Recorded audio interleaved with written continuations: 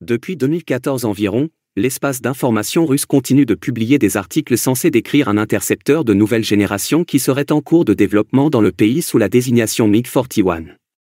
À première vue, il semble y avoir un nombre important de publications de ce type, qui présentent souvent des affirmations irréalistes sur les capacités de combat d'un aéronef quasi hypersonique. Le sujet fait l'objet de l'attention des médias depuis plus d'une décennie. Début 2025, que sait-on de ce projet ? Le produit 701, également connu sous le nom de projet MDP, est un avion supersonique à long rayon d'action datant de la fin de l'ère soviétique qui a fait l'objet d'une certaine couverture médiatique en Russie. Si l'URSS n'avait pas été dissoute, le MiG-41 aurait pu être désigné à la fin des années 1990. Cet avion de 62 tonnes ressemblait peu aux séries MiG-25 et MiG-31 et, sur la base de ses caractéristiques uniques, avait le potentiel de devenir l'avion de combat de défense aérienne de 5e génération le plus puissant. L'équipe de développeurs visait une vitesse de croisière supersonique de 2,2 Mach, soit environ 2300 km/h, et un rayon d'action de 7000 km. Il était prévu que la vitesse maximale de l'avion ne dépasse pas 2500 km/h. Néanmoins, la vitesse maximale déclarée du MiG-41 en 2014 et 2015 suggère qu'il ne s'agit pas d'un successeur direct du MDP, mais plutôt d'une continuation de la ligne des MiG-25 et MiG-31. Bien que ces appareils soient capables d'atteindre des vitesses maximales de 3 à 3,2 Mach, le MiG-41 est censé dépasser ses limites en atteignant des vitesses de 4,3 Mach, soit environ 4500 km/h. Bien que les médias aient été informés de presque tous les développements de l'industrie de la défense jusqu'en 2022, aucune information concrète concernant le projet MiG-41 n'a encore été divulguée.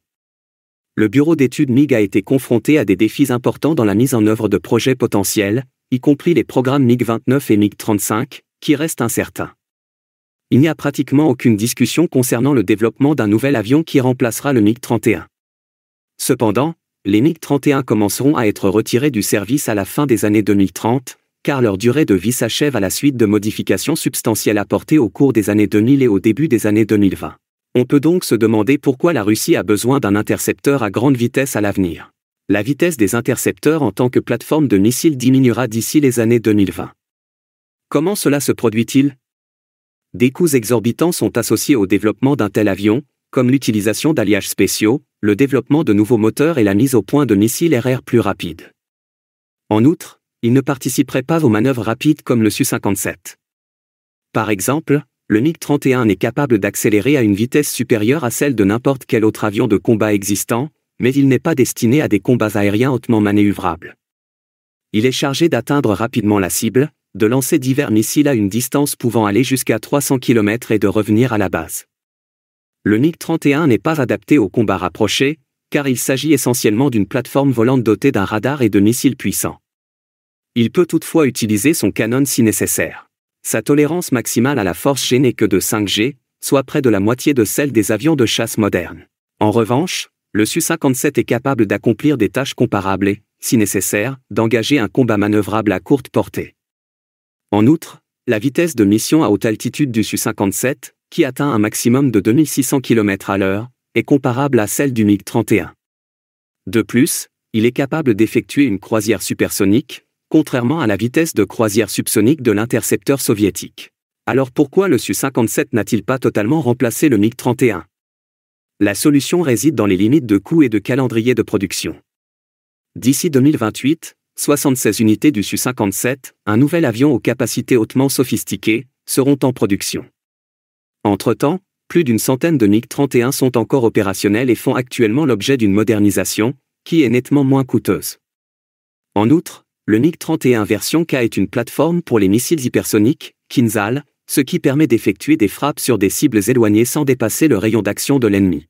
Le développement d'un « super avion » aux capacités accrues du MiG-31, même avec une vitesse maximale de 1000 à 1200 km/h, en tant que plateforme d'armement et porte-radar, serait à la fois irréalisable et d'un coût prohibitif. Le développement d'un super avion manœuvrable avec des spécifications comparables est presque inimaginable. Un projet est-il en cours de développement ? L'apparition de certaines informations dans les médias officiels indique qu'un projet est effectivement en cours de développement. Par exemple, le site officiel de Rostec a annoncé en janvier 2021 que le développement de la prochaine génération d'avions d'interception a commencé. Le projet de complexe aéroporté prospectif pour l'interception à longue portée, PAKDP, en est au stade de la recherche et du développement.